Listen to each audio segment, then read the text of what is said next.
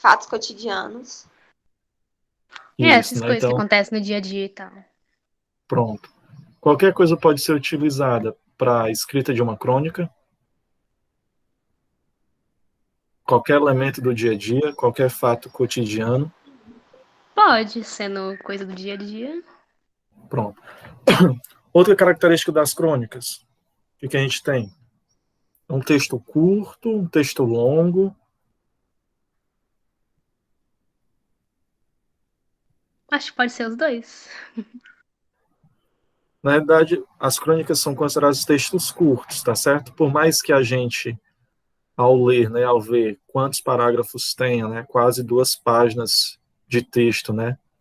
Mas é um texto curto que a gente lê rapidamente, tá certo? Diferente, por exemplo, de um conto ou que já é um texto mais longo, ou até mesmo de um romance, que aí já vai ser um livro com muitas outras personagens e outras características, tá certo? Mais complexo. A crônica é um texto mais simples, né? Não sei se vocês percebem, é um texto fácil e agradável de ser lido. E como a gente já sabe, ele vai se voltar para acontecimentos cotidianos. Então, por exemplo, no texto que a gente leu da aluna, da nossa turma, é, foi um dentro do mini conto que a gente estava vendo anteriormente, né? Mas já o início ali de uma crônica, né? Obviamente que precisava ainda ser desenvolvido, mas dentro daquilo que eu pedi, daquilo que foi pedido na avaliação, 10, 12 linhas, estava dentro do que era esperado, tá certo? Mas só para vocês verem o início de uma crônica e como a crônica ela pode ser tida de coisas mais, ser escrita a partir de coisas mais banais. Eu até uso uma palavra aqui que eu marquei, acontecimentos absolutamente prosaicos, né? São coisas simples, comuns do dia a dia que pode acontecer com qualquer pessoa. E a crônica que vocês vão ter que escrever não agora, mais para frente, para a Olimpíada e também para a avaliação de vocês, vai estar dentro desse tema. Qual é o tema dessa crônica? Está falando sobre o quê? A rotina na quarentena. Isso, exatamente, né? Rotina da quarentena. Então vocês vão ter que falar, vão ter que escrever, e até teve um outro texto que vocês precisaram escrever também, uma aluna escreveu, que era sobre a rotina na quarentena, mas em forma de carta, tá certo? Então, a gente tem na crônica um texto simples, prosaico, né, que trata de temas do cotidiano, temas banais que qualquer pessoa pode ter passado durante essa quarentena. Nós temos poucos personagens, tá certo? A crônica, ela pode ser uma crônica leve, que gere algum humor, que nos traga algum entretenimento em um certo sentido, tá certo? Por mais que para muita gente ler não seja um entretenimento, mas para outras é. Então, a crônica tem esse papel também. E ela pode ser um texto crítico, tá certo? Algumas vezes as crônicas vão trazer esse aspecto mais crítico também. Antes da gente voltar para esse texto, e aqui é só o título aqui, né? As locutoras, né? Por quê? Por que foi dado esse título, esse texto? O que vocês acham? Porque elas ficam narrando o que acontece lá no E prédio. isso fica narrando da onde? Dentro de casa. Isso, na varanda ali, né? As locutoras da quarentena ficam narrando e ela até brinca no começo aqui, né? Em alguns locais, né? Os vizinhos, tem vizinhos que cantam, né? Ópera, que fazem concertos musicais. Ela não, né? Os vizinhos dela tiveram que aguentar ela narrando os acontecimentos, poucos acontecimentos. Ela diz até que um vento que dá, uma nuvem, um céu aberto, por menor que seja, né? Que a gente tem acesso, já serve para que nós possamos, então, narrar aquele acontecimento, né? Uma menina correndo para encontrar outra, pessoa que leva uma sacola, que carrega uma bolsa, e tudo aquilo foi a forma como essa narradora encontrou para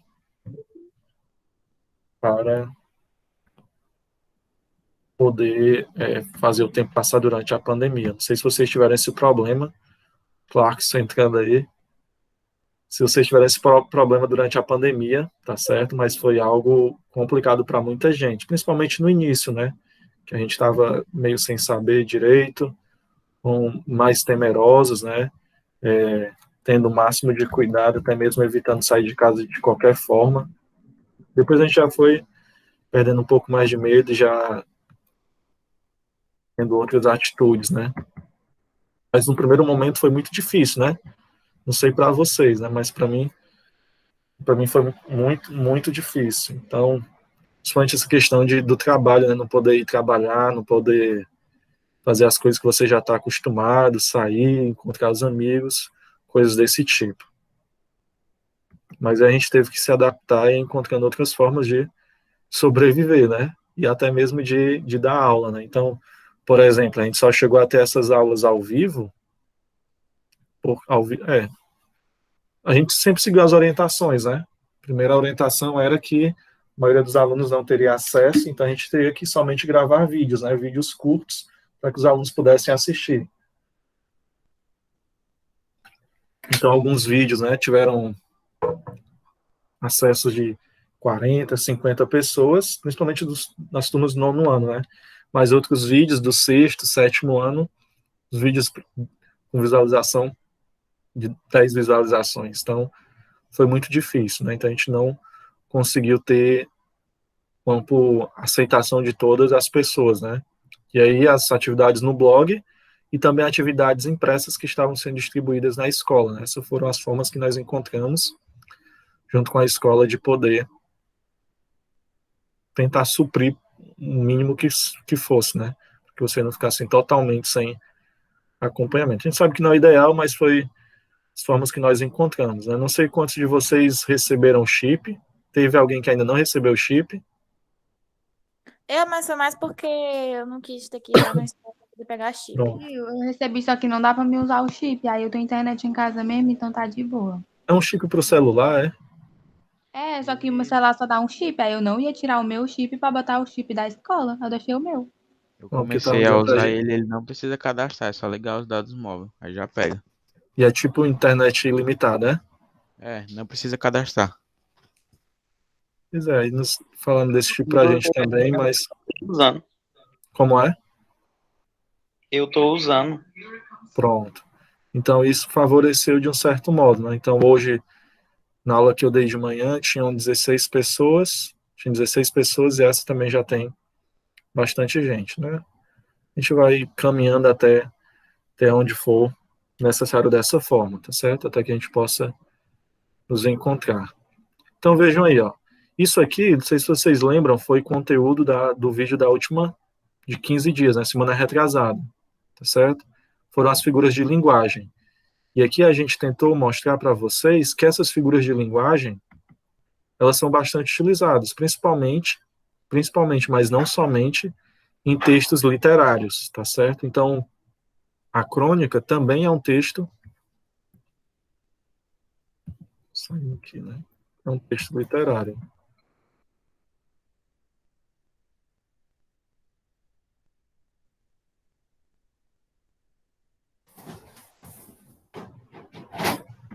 E aí a utilização dessas figuras enriquece bastante o nosso texto. Ok? Então, algumas figuras que a gente já viu, ó. Comparação. Alguém gostaria de ler? Clarkson falou aí, pode ler, Clarkson?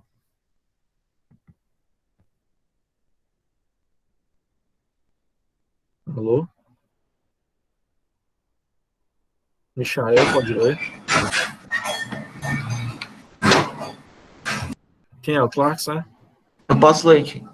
Pois lê pra gente, comparação então. Expressão de termo comparativo, quase sempre acompanhado da conjunção como. Faço versos com quem chora, de desalento e desencanto. Manuel Bandeira.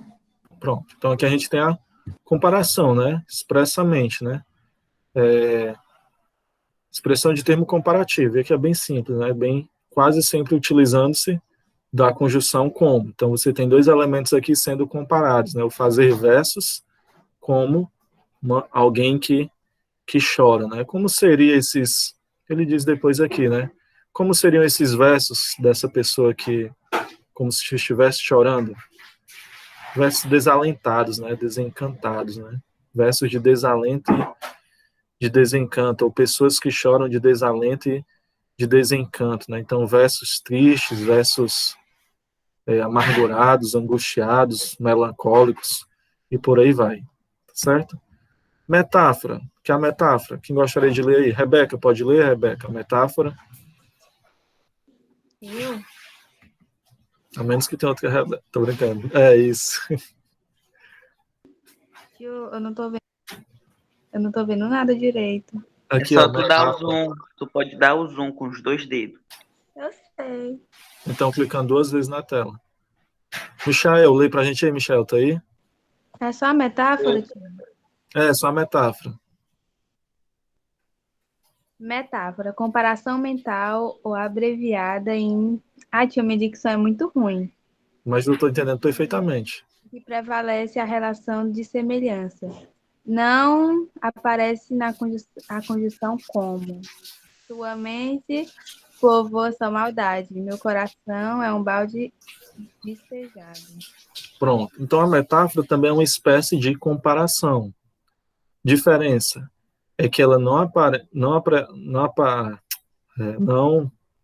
se utiliza da conjunção como, não vai aparecer, não vai ser usada a conjunção como. É uma comparação mental ou abreviada, tá certo? Então, existindo uma relação de semelhança. Então, vai ter também essa aproximação, e aí é como se uma coisa passasse a ser outra. Corria como o vento, por exemplo. Corria como o vento. É uma comparação ou uma metáfora? Uma comparação. Comparação. Agora, se eu disser assim, ele é um cão. Comparação ou metáfora? Metáfora. Metáfora, tá certo? Então, parece que na metáfora existe essa aproximação, uma comparação que ele vai dizer, né, mental ou abreviada, e estabelecendo uma relação de semelhança. É como se uma coisa fosse a outra, né? Sem utilizar o como. Aquela outra, uma coisa passa a ser a outra. Exemplo, Rebeca. Tá aí os dois exemplos, pode ler? Ok? Esses dois exemplos aqui, ó, na sua mente. Na sua mente povoa sua maldade. Meu coração é um balde despejado. Bom, principalmente esse segundo aqui, o que vocês acham que pode significar?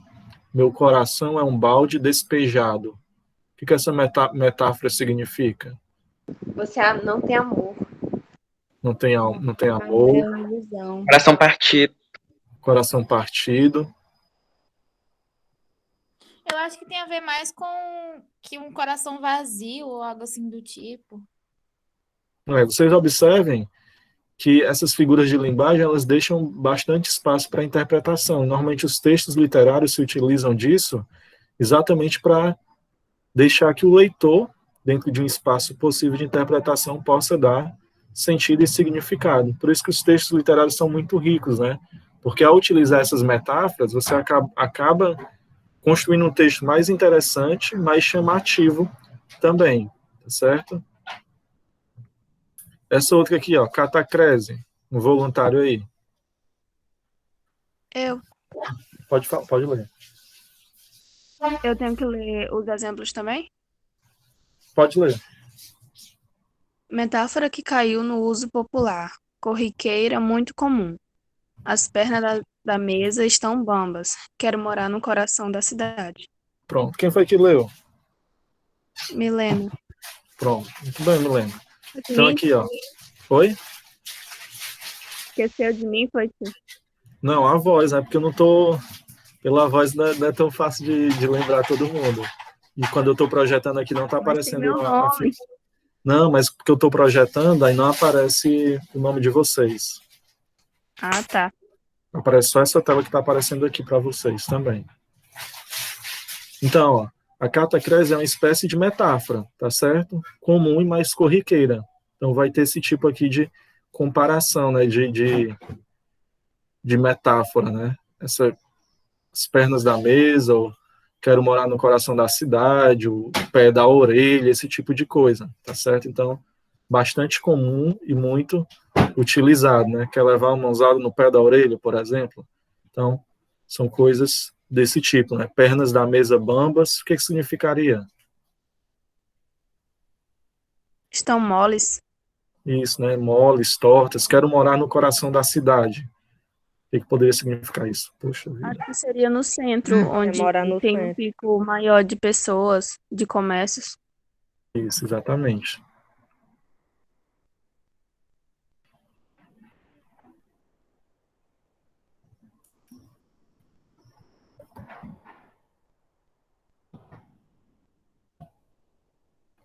Aí nós temos a metonímia e a personificação ou prosopopeia. Só para a gente caminhar aqui mais rápido, porque a pouco peço para outros lerem. Então, ó, metonímia é a designação de um pormenor, uma parte, pelo conjunto de que se quer falar, pelo todo, né? Então, a metonímia vai falar de uma parte querendo falar do todo, tá certo? É a parte pelo todo.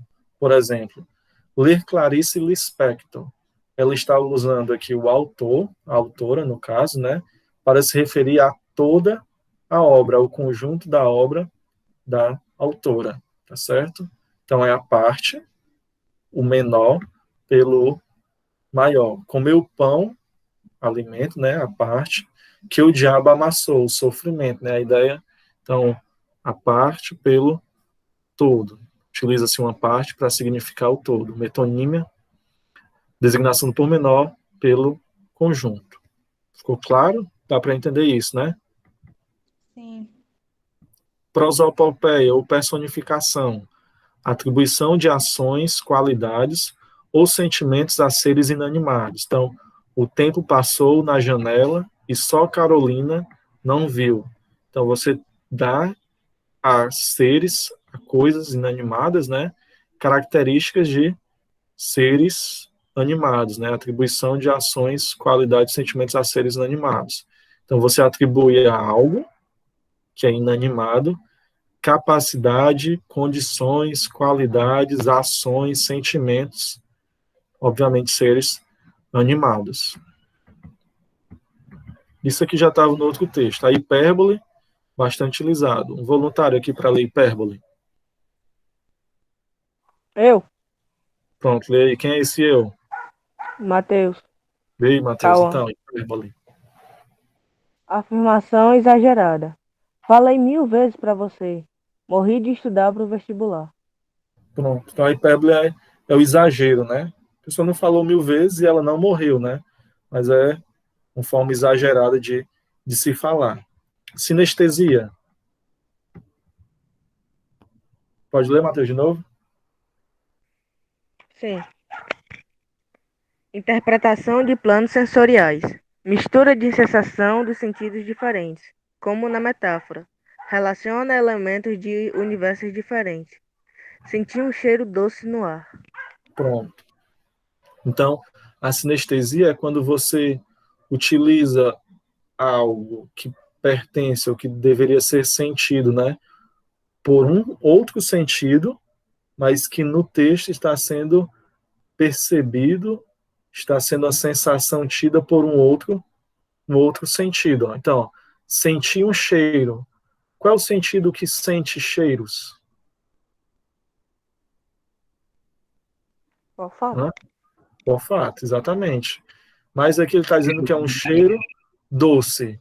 Qual é o sentido que percebe o sabor doce? Paladar. Isso. Então, a sinestesia é essa mistura de sentidos, tá certo? De sensações.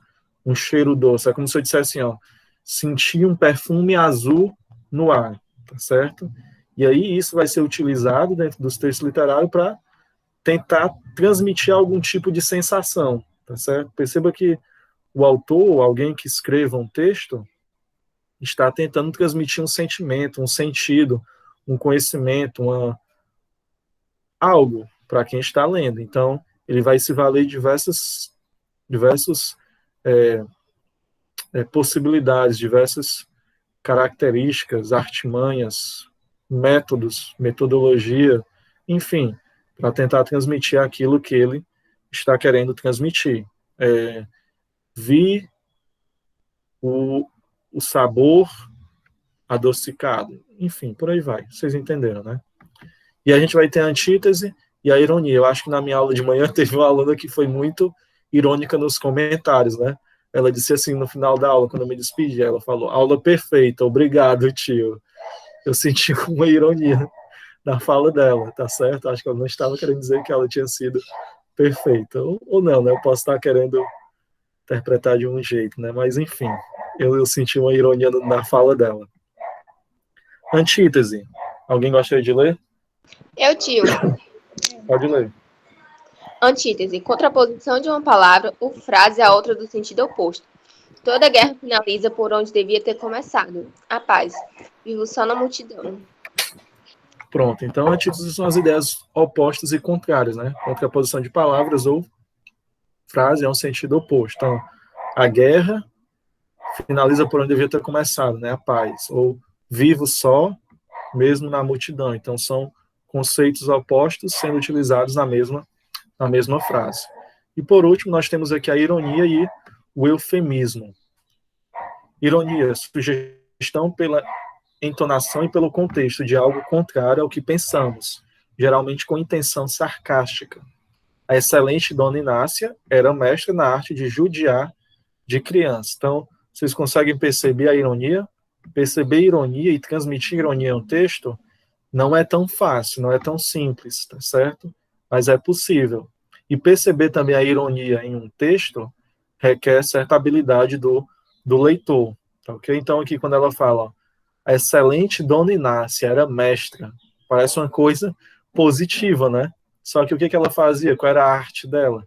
Ela era mestra na arte de judiar de crianças, né? Então, aqui a gente tem uma ironia bem acentuada. E, por último, tem alguém pedindo para entrar na turma, só um minuto.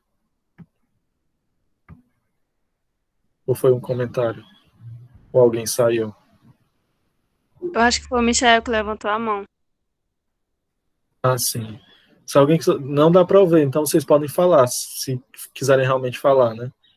Tá, Não, tio, agora. é que teve Sem gente querer? que tirou a dúvida do senhor sobre a ironia.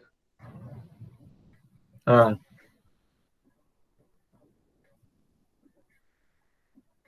Foi a Milena. Bom, beleza. Sério, Michael, tu atrapalhou a aula pra falar disso. Não é isso, velho. Não, tranquilo, pode atrapalhar para falar de qualquer coisa que esteja relacionado, né? E o eufemismo, por último, é o emprego de termos considerados mais leves para suavizar uma expressão considerada cruel ou ofensiva. É a suavização, né? Então, foi para o céu em vez de morreu, está forte em vez de estar gorda. Vocês conseguem lembrar de algum eufemismo? Tá fofinha. Ela é muita gostosura. Você não é feio, é só exótico. Você não é Pronto, feio, é só desprovido de beleza. Relaxa, nada Você demais. não é burro, só falta de dedicação. Você não é feio, você só diminuiu as suas qualidades gráficas. Tá bom, a gente já entende. Então, assim, são muito... Pode até ser irônico, né? Algumas dessas afirmações, né? Então, a gente tem que Com certeza. tentar entender aí, né?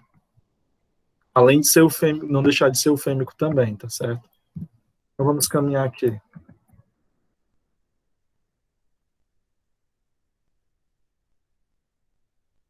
Figuras de linguagem na prática, e aqui essas figuras de linguagem foi nesse texto Novo Normal. Não sei se vocês lembram, né?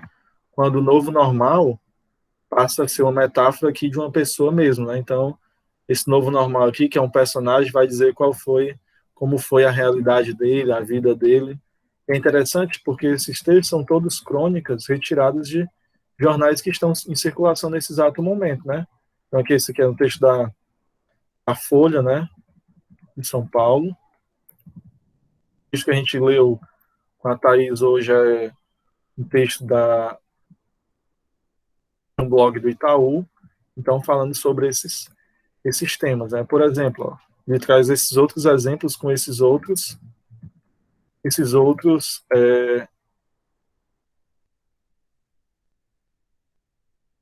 com essas outras figuras de linguagem, tá certo? Então, ó, um convidado abandona discretamente a taça de vinho sobre uma mesa. E que ele vai dizer que é um eufemismo, né? Por que é um eufemismo aqui? Qual é a suavização? O que ele está querendo dizer? Uma convidada abandona discretamente a taça de vinho sobre uma mesa. Qual é esse eufemismo aí de abandona? Ela foi embora? Não. Mas ela não abandonou a festa, né? Ela abandonou o quê? A taça de vinho, né? Ela deixou lá, né? Ela não quis mais, ela não se interessou, ela não gostou, ela estava cheia, não sei. Pode ser qualquer uma dessas coisas, né? Mas aí, para suavizar a ideia, ele diz simplesmente que ela abandonou, né? Discretamente, para ser ainda mais suave, né? Ou um convidado dispensa uma empada num vaso de pacová, num vaso de flores, né? O que foi que ele fez? Poder ser utilizado no lugar desse dispensa. Rebolou. Jogou fora, né?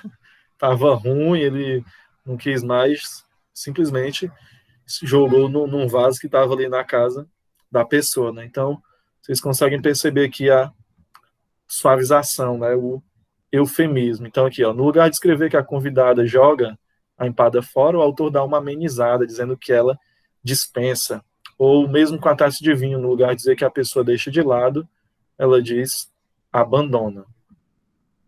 Falando então do personagem central da nossa crônica, né, o novo normal, quando ele falou lá, né, podemos entender que o cronista criou essa personagem metaforicamente para apresentar essa nossa nova situação em que estamos vivendo a partir das restrições do isolamento social com a pandemia do novo coronavírus.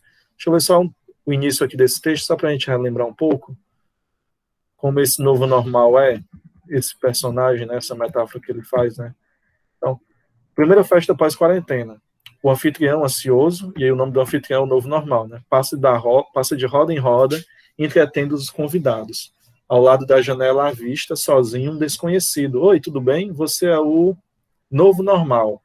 Não acredito. Você é o novo normal? Eu mesmo. Rapaz, você chegou finalmente. Faz um ano que só falam de você. Ah, o novo normal vai ser assim. O novo normal vai ser assado. Posso te dar um abraço? O novo normal recua. Ah, claro, contágio, né? Óbvio.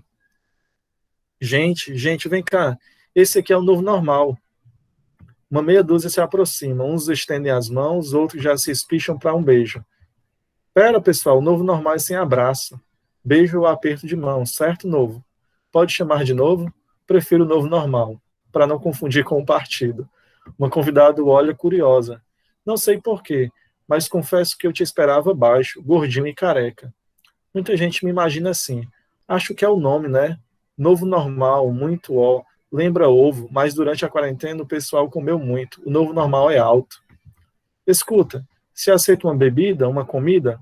Obrigado. Eu engordei 7 quilos durante a quarentena e bebi demais. Os hábitos do novo normal agora são comida saudável e zero álcool. Então ele vai dizendo aí como é o novo normal, né?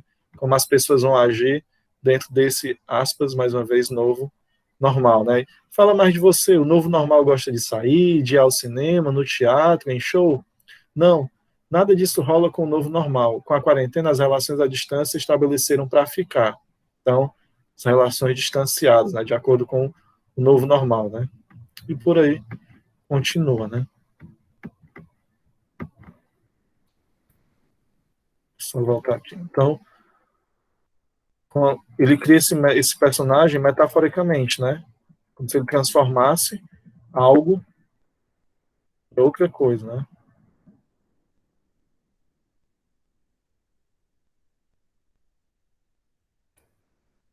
Na Crônica de Prata, a metáfora é a figura de linguagem que está mais presente no texto, quando ele se refere a esse personagem chamado Novo Normal, que ganha corpo, ganha vida e passa de fato a se concretizar, tá certo? Há outras crônicas lidas e analisadas que apresentam figuras de linguagem. E aqui ele vai trazer outros exemplos de figuras de linguagem. Catadores de tralhas e sonhos. Aqui só carrego bagunça, mas sou um homem de paz. Então aqui ele vai dizer que está sendo utilizada uma antítese. Ideias opostas, né, entre o bagunça aqui e o homem de paz. Carrego bagunça, mas sou um homem de paz, né? O bagunça aqui podendo significar confusão, intriga, briga, tralha, coisas negativas, mas o paz, homem de paz, o oposto do que seria o carrego, bagunça, né? Então, embora pareça que esteja tudo bagunçado, porque ele carrega de tudo, as chamadas tralhas, ele se diz homem de paz, que se ajusta a viver em ordem com suas coisas e entre as pessoas. Aí aqui no segundo exemplo, ele diz que está sendo utilizada uma metáfora. Carrego todo tipo de tralha e carrego um sonho dentro de mim. A ideia de carregar um sonho, o que seria? Na concepção de vocês? Voltar ao normal. Não, sim, isso, né? Isso é um sonho, né? Mas carregar um sonho, o que ele está querendo dizer isso? Carrego um sonho dentro de mim. Que ele tá sonhando com alguma coisa. Uma esperança. Que ele tá sonhando com alguma coisa, tem esperança, tem um ideal, né, dentro de si, com quem ao qual ele se apega. Então, todas essas coisas, a esperança, exatamente, né? Carregar um sonho é a maneira metafórica de dizer que tem entre suas metas uma em especial, que é um sonho. Então, aquela meta especial, né, que você não abandona de jeito nenhum. Na realidade, não se pode carregar um sonho, né?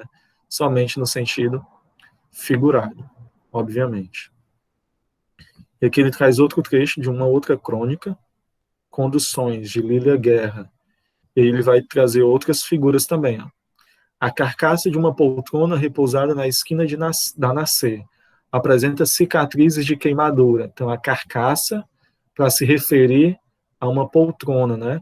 Mas só que carcaça é quando nós nos referimos a restos de animais, né? Seres animados, para se qualidades, características de seres animados, para se referir a um objeto, né? Um ser inanimado. E aqui, essa poltrona, a carcaça da poltrona, na realidade, apresenta cicatrizes de queimadura, né? Então, seres humanos, né? Animais aqui tem cicatrizes, né?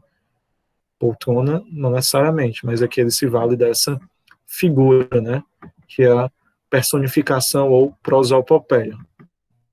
Dá aos objetos traços de humanos e animais, já que a poltrona ganha uma carcaça, que normalmente é elemento do corpo do animal. Que também no segundo exemplo, ó, se divertem assistindo ao balé das labaredas, né? Então, uma característica, qualidade humana, a algo que não é humano, que é inanimado, né? Então, o balé das labaredas, personificação ou prosopopeia.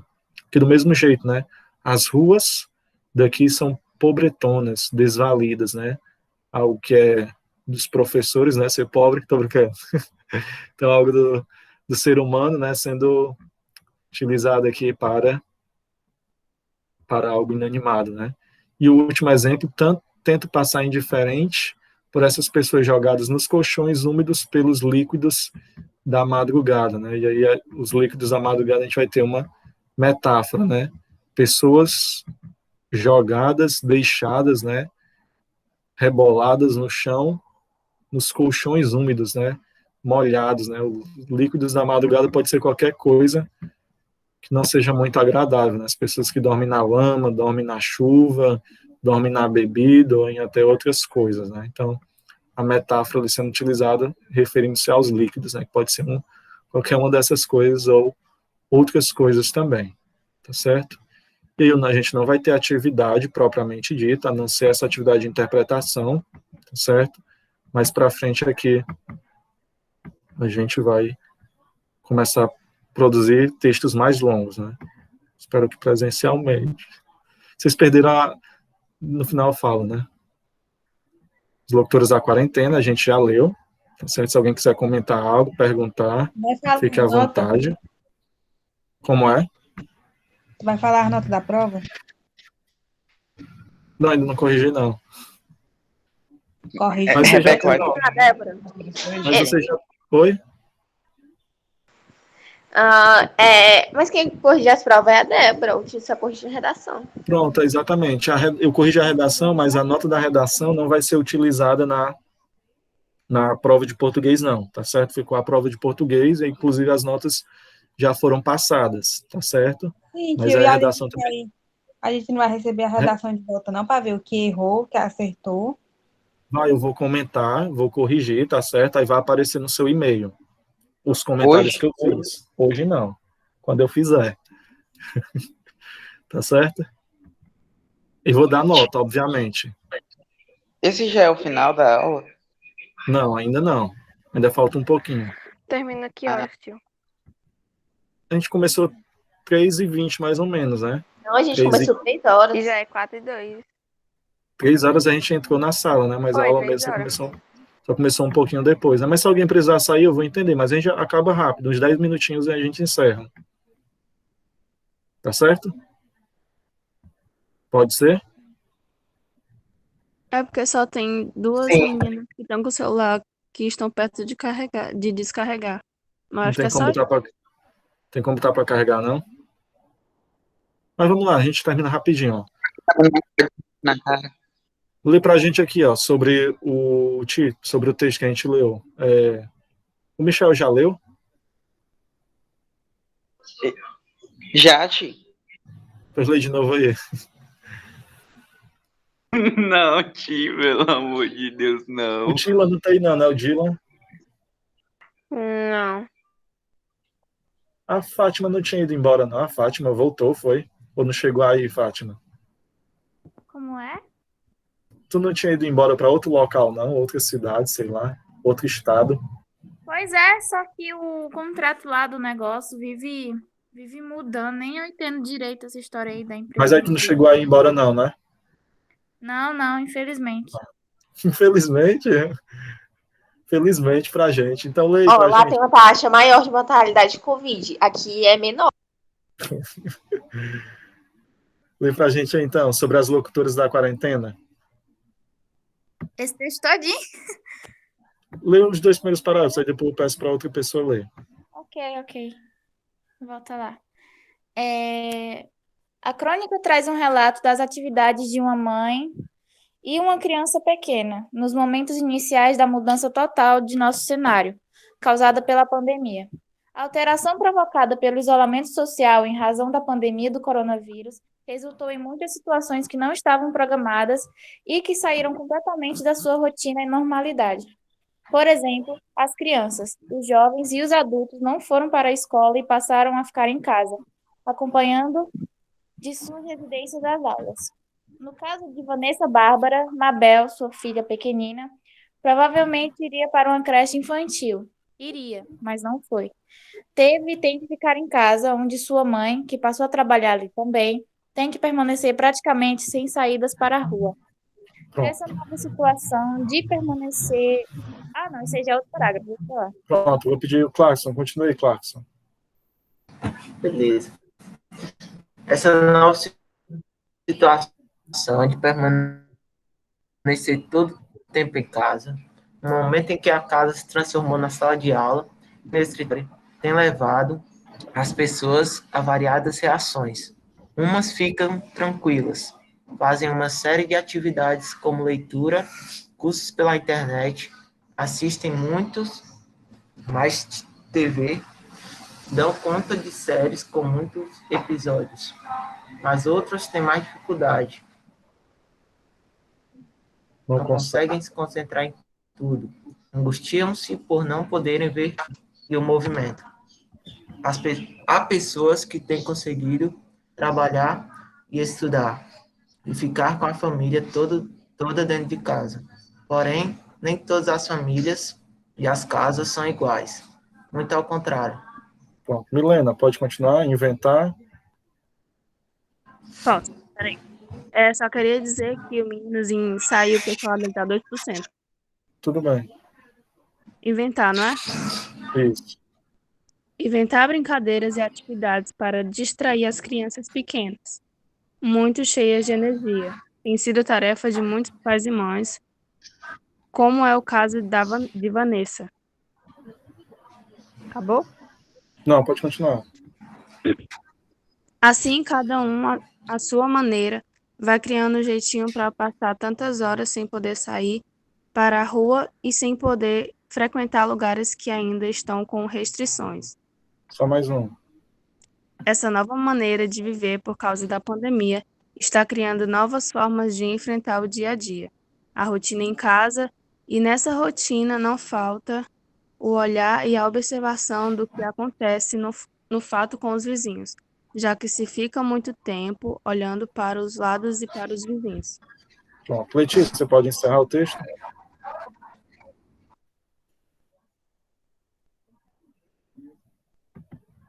Oi? Pode encerrar o texto? Ok. A realidade. Como já vimos no texto de Tiago Germano, o humor Não, também... aqui, ó, a realidade, falta isso. A realidade também aparece nessa vizinhança de Bárbara, quando cita o hospital que está muito perto da casa, onde a movimentação tem sido intensa por conta dos doentes. Pode continuar? Pode. As coisas, as ações que os vizinhos andam fazendo fora do comum ou fora da rotina também estão no texto. Gente que já estava com luzinhas de Natal em pleno primeiro semestre do ano, ou pessoas que passaram a cozinhar em casa sem nunca ter fritado um ovo na vida. Essa capacidade da crônica de trazer para o leitor o que está acontecendo dentro de cada cantinho de nossa casa em tempo real é uma das marcas desse texto. Como já vimos no texto de Tiago Germano, o humor também está presente na crônica, embora aqui, na de Vanessa Bárbara, seja um tom mais tímido. O riso infantil, inocente, sem os vícios dos adultos, está ali na figura de Mabel, e oferece ao leitor essa oportunidade de também exercitar o olhar para situações mais ligadas às intimidades das casas. Pronto. Então, aqui, né, ó, característica que talvez esse texto queira mostrar para a gente, ó, capacidade da crônica, né, em trazer para o leitor o que está acontecendo dentro de cada cantinho de nossa casa, dentro desse contexto, né, mas essa capacidade de transmitir ao leitor esses fatos, né, esses acontecimentos, essas coisas do cotidiano, né, e talvez, apesar de o texto ser bem humorado, esse texto da Vanessa Bárbara, a gente percebe em um ou outro momento algo mais denso, né, mais triste, né? Por exemplo, quando ela fala que ela mora perto de um estacionamento de ambulâncias, né? E que todo momento as ambulâncias estão saindo, né? E quando elas saem com a sirene ligada, é sinal de que elas vão voltar rapidamente, né? Infelizmente carregando alguém em estado crítico e grave, né? Ele ainda vai perguntar para a gente, aqui fazer algumas perguntas a respeito da como foi a nossa realidade na quarentena, aquilo que nós fizemos para tentar fazer com que o tempo passasse mais rápido, e aí, a partir disso, vai nos propor, então, a escrita de mais um breve texto retratando essa realidade da quarentena, tá certo? A gente vai deixar para mais adiante. Eu queria só encerrar com esse último quadro aqui, que vai falar sobre os tipos de discurso. Então, o discurso direto, o indireto e indireto livre ou misto, tá certo? E aqui ele diz, ó, discurso direto. O narrador reproduz textualmente as palavras, falas, as características da personagem. Então, as falas, igual como a gente viu nesse texto aqui, ó, por exemplo, é um discurso direto. A gente vai ter, por exemplo, ó, o narrador descrevendo um pensamento, né, como se fosse uma fala daquele personagem, né, e ela usa até uma palavra, um verbo de dizer, né, como a gente vai ver aqui, ó. Ao construir o discurso direto, o autor atualiza o acontecimento, tornando viva e natural a personagem, a cena. Ao utilizar ou construir o discurso direto, como se fosse uma peça teatral, o autor agiliza a narrativa, usa-se o travessão e certos verbos especiais, que chamamos de verbos de dizer, ou verbos de dicend, né, de cand, não sei, falar, dizer, responder, retrucar, indagar e declarar, exclamar. Então, no discurso direto, você tem as falas das personagens, você tem os pensamentos. Isso acaba tornando o texto mais rápido, porque o autor, ou narrador, ali no caso, não precisa ficar dizendo tudo que está acontecendo. Ou, se observa o primeiro texto que a gente leu lá, do Novo Normal, as coisas vão acontecendo, mas as outras informações, o cenário, você que vai montando na sua mente. Não, o narrador não está dizendo o que tem, né? Todas as coisas que tem, ou todas as coisas que compõem aquela conversa, né? Por isso que o texto torna até mais rápida, por exemplo, quando a gente está lendo uma peça teatral, que você tem vários debates, né? Você ali tem vários diálogos, né? Ali você tem um discurso direto, tá certo?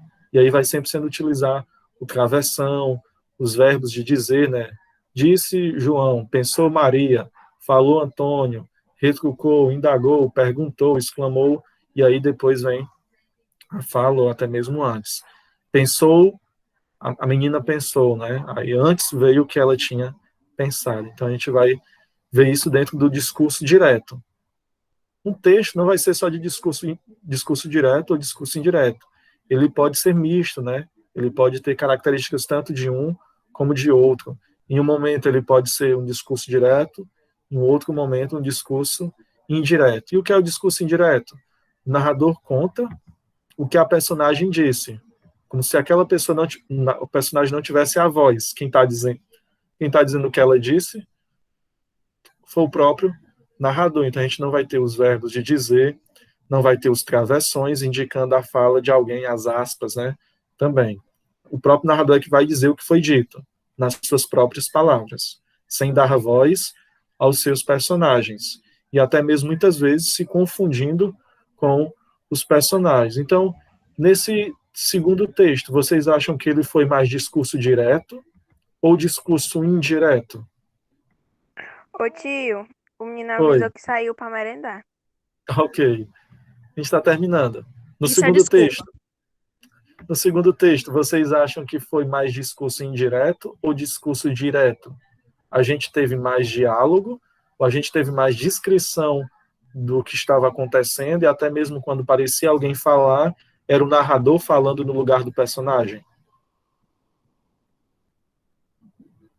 Uma pergunta. Vocês acham que foi mais discurso indireto ou discurso direto? Vou apostar no indireto. Isso, até porque não tem nem diálogos, né? Não tem essa travessão sendo utilizada, os verbos de dizer, né? Falar, dizer, responder. No primeiro texto que a gente lê um trechinho, Novo Normal, já tem esse diálogo, né? Já tem as características do discurso direto. E para encerrar, discurso indireto, livre ou misto. O narrador incorpora na sua linguagem a fala das personagens e assim nos transmite a essência do pensamento ou do sentido. No discurso indireto livre existe a inserção sutil da fala da personagem sem as marcas do discurso direto, porém com toda a sua força e vivacidade. Então você vai ter uma mistura, né, nesse discurso indireto livre ou misto, né, tanto os elementos do discurso direto quanto do indireto. Então, isso aqui para a gente refletir e perceber que nós podemos utilizar essas características, essas qualidades, esses artifícios no nosso texto, certo? Então, pessoal, o que eu tinha para tratar com vocês era isso hoje. Muito obrigado pela atenção. Desculpa se em algum momento a gente não teve tanta facilidade para transmitir, dar aula. Infelizmente, existem muitas realidades. E aí, mais uma vez, eu espero que a gente possa estar presencialmente logo. Tá certo? Deixa eu só parar aqui de gravar para poder disponibilizar isso aqui também no blog.